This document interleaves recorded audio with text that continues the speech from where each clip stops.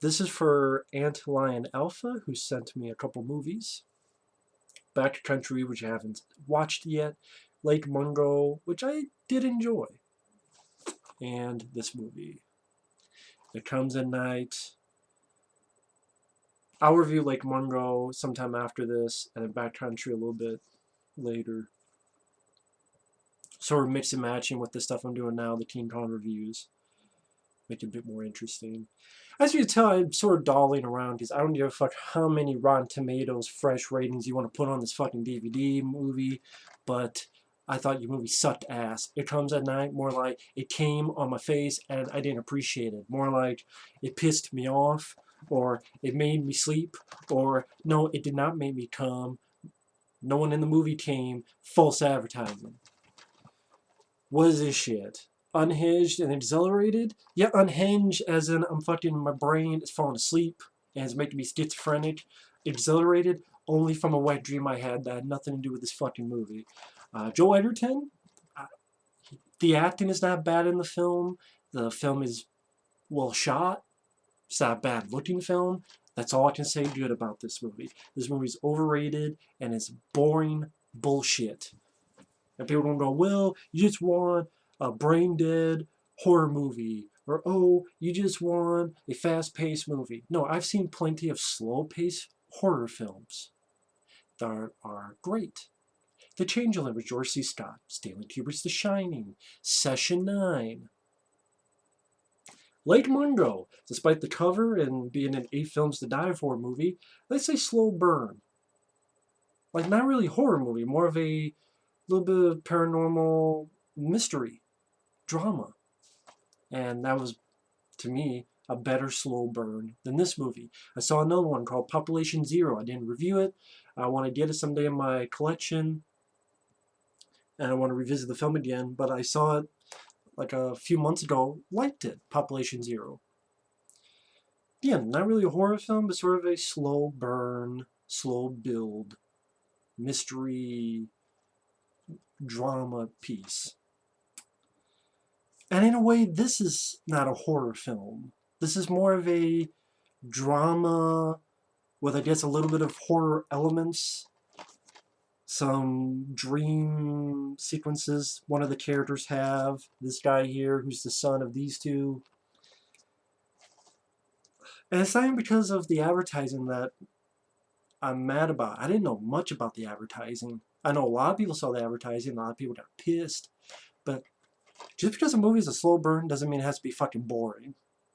There are plenty of slow burn films, from found footage movies I've seen, like The Tunnel and the original Blair Witch Project, not that piece of shit from 2016. I'm talking about the 1999 Blair Witch Project, which I love.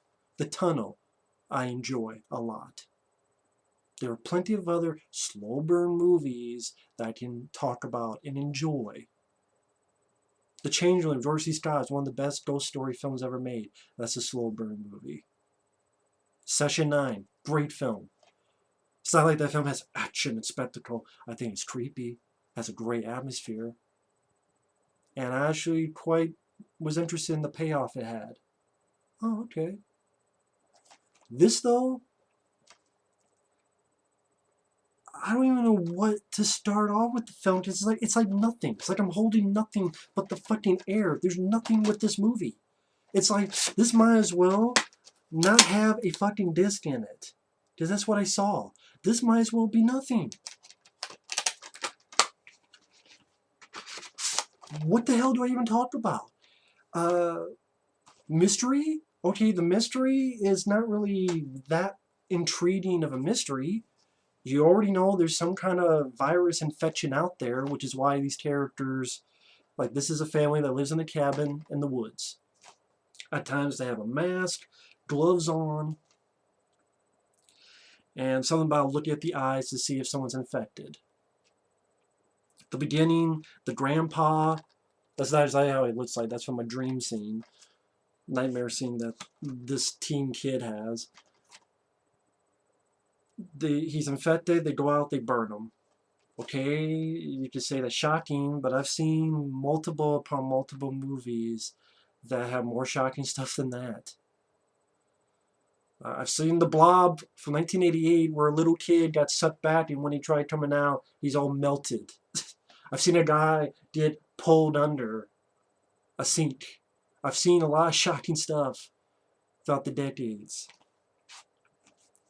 The Just the plot is they like to keep this door shut, which they have shitty security. That door only has this one deadbolt.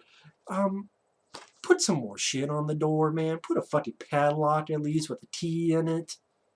Especially since your teen kid keeps having these nightmares. Maybe like, you know what? Let me just put on a padlock just in case. You know, and plus it'd be extra security. Just saying. But anyway, one day, or I should say one night, they hear someone trying to come in. They stop him. They tie him up to a tree. They see if he's infected. He's not. Joel Edgerton's like, no, let's not trust this guy. The wife, for some reason, goes, oh, yeah, we should trust him because more people is better. More people is better because it'd help defend our place and help defend, and we can help defend because of bigger numbers. And I'm thinking, you know what? That kind of would make sense if you knew anything about the other fucking guy. Who, this is the guy's woman and kid. You find out later. But if you know nothing about the guy, played by Chris Abbott, then no, it's not a good idea. But Joel Edgerton listens to his wife, and they start helping this guy. How one of the first things they do, they drive Joel Edgerton, this guy, and immediately they get shot at. And at even one point, Joel Edgerton goes, this is kind of weird. We just got shot at. Hey, how come you told me not to shoot this guy? And then the guy says the story, well, I didn't want you to shoot him because he might have information. I guess it's supposed to be this whole take on the human condition, human nature, paranoia, who do you trust when things are at the bottom of the barrel. Okay, I've seen movies that have done that. From John Carpenter's The Thing to many other movies of the paranoia. Whether it be Invasion of the Body Snatchers. Hell, I don't like The Invasion with Nicole Kidman. I'd rather watch that crappy movie than this. Or, hell, a movie I do like, Body Snatchers from the 90s. We don't go. We don't run. We don't hide. Nowhere. Because there's no one like you left. That fucking film from the 90s by Abel Ferrara has more creepy shit in it than this movie. And yeah, I know the title and the marketing makes it seem like it's a monster movie. It's not. It as, well, I guess is the paranoia of the human condition. Of human paranoia. I guess that's what you can call it. I know my nerves were not shredded. Time Out, New York. Maybe you need a timeout in the corner. And I can show you some movies that I think can shred your nerves. But, you know, different strokes, different folks. I understand that. Just wasn't for me. Wasn't for me. You can get pissed off all you want, you can get mad and angry. Was not for me. I found the film boring. There's plenty of those slow burn films that I've seen that I think are well done. This I did not. The rest of the movie,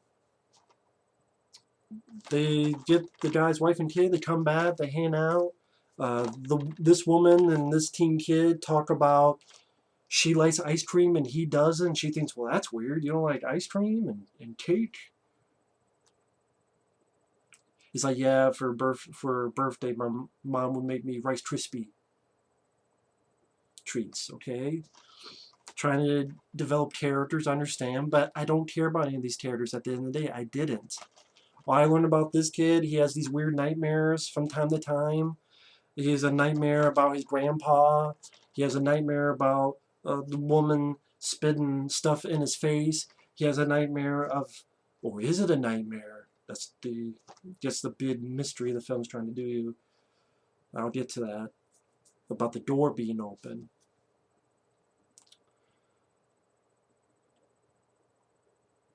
The one guy, Chris Abbott, is teaching this teen kid how to chop wood. There's a scene with Joel Edgerton, their family's dog, barking at something. Well, I should say someone. I mean, the dog runs off, and then later on, the dog is pretty much dead. and the door's been open. And then later on, it's a conversation, who opened the door? And neither kid can remember. You know, the teen kid says, well, when I went down, the door was open. And their kid, Chris Abbott and Riley Keough's kid, this little kid, he was over there. And then the other people go, oh, well, we don't know about that. And then the next morning, we just want to leave. Don't look at his eyes. Don't look at our little kid's eyes. Which I'm thinking, you know, funny. Let me just go through the rest of the plot because there's not much to say. They have a standoff with guns. One thing leads to another. They're outside. The wife has to shoot Chris Abbott, the guy, because Chris Abbott is beating the fuck out of Joel Edgerton's face. Joel Edgerton is chasing the woman and her kid, shoots, the kid dies, and then the woman gets shot. Then the three of them realize that their teen is infected, and the last shot is the two of these people, Joel Edgerton and the wife, looking at each other, and there is no one in the third chair, so their son probably dead, probably has been burned, and you could pretty much figure out these two were probably infected as well. So it's bleak and it's sad. Boo-hoo. Again, I can't say the acting is bad. It's not bad acting. It's just the characters are not interesting to me. They were not intriguing to me. They were not entertaining or interesting or intriguing. There was just nothing I cared. The psychological aspects of the characters, blah, blase stuff I've seen dozens and dozens of times. Done better. The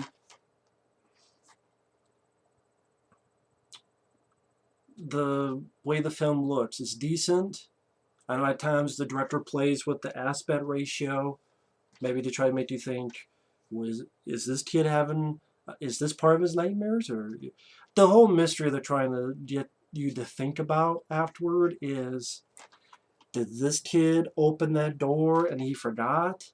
And because there's one nightmare that he's outside looking for his dog. And then, did he bring the dog back? And then he forgot it?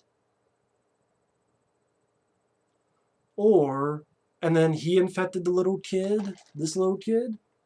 Or was it the other way around? Did this little kid open the door, and then when he took this kid back to bed, this guy got infected? Who was right? Who was wrong? Bottom line, just don't help anybody and you'll live. Okay, if that's your mystery you want us to think about, I don't care. That's the bottom line. I don't fucking care.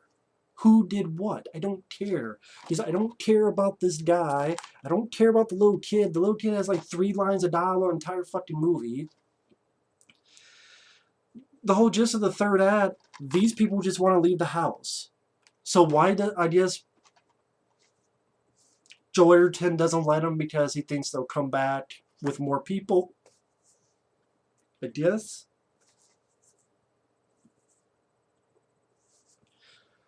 And it's a matter of trust and mistrust.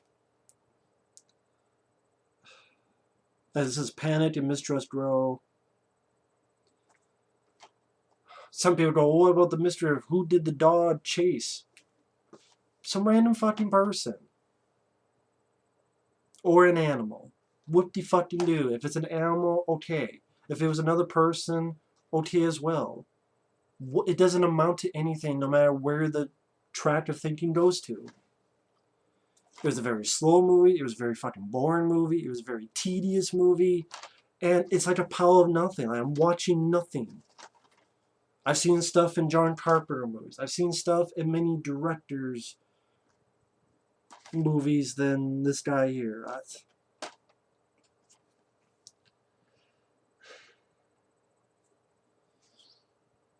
Yeah, I've seen stuff, better stuff in Jacob's Ladder, or if I pull up my internet, I type in like psychological horror movies, or I don't know if slow burn will do anything, because I know people are like, oh, well, come on, what are all these examples? And I'm brain dead now, because the film is making me fucking brain dead. I can't think of any. If I type in slow burn horror movies. Yeah, The Changeling, Session 9. I agree with both of those. The Shining, I agree with that.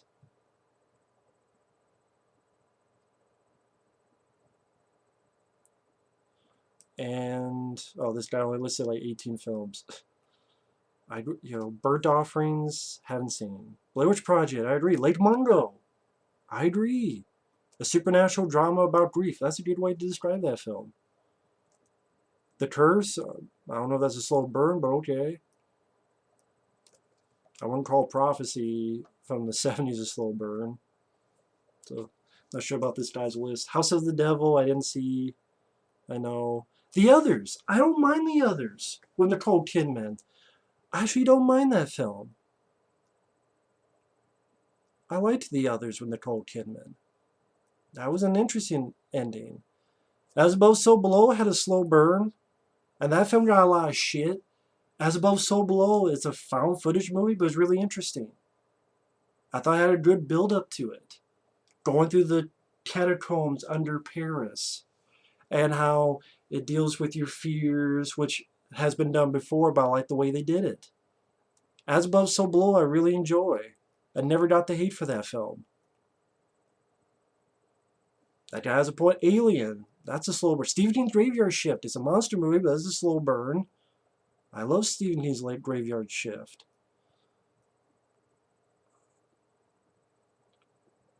Resolution, that's right, that's the film I was thinking of.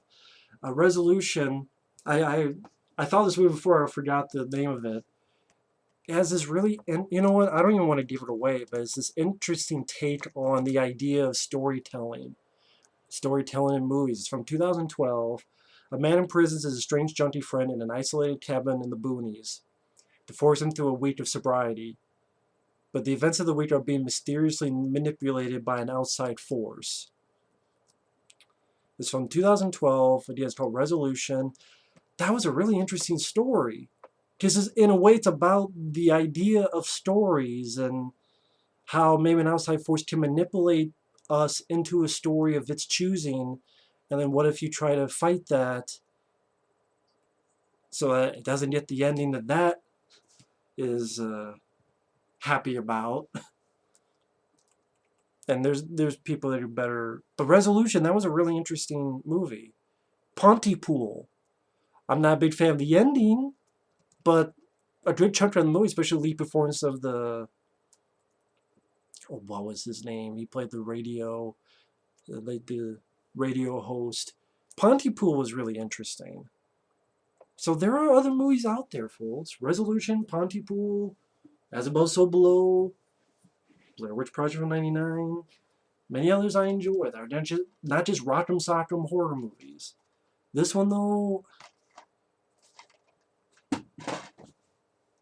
it sucked. It's overrated.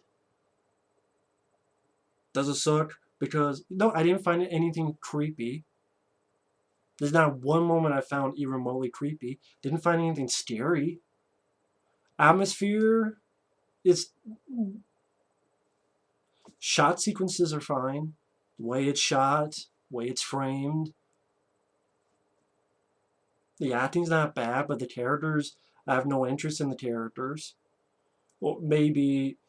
Well, I mean, you can't even say so good prevails over evil, because that's the point, is that who is in the right, who's in the wrong, they're both right, they're both wrong, that gray area. I don't even know what else to say about this. This movie, it was like just a waste of time movie.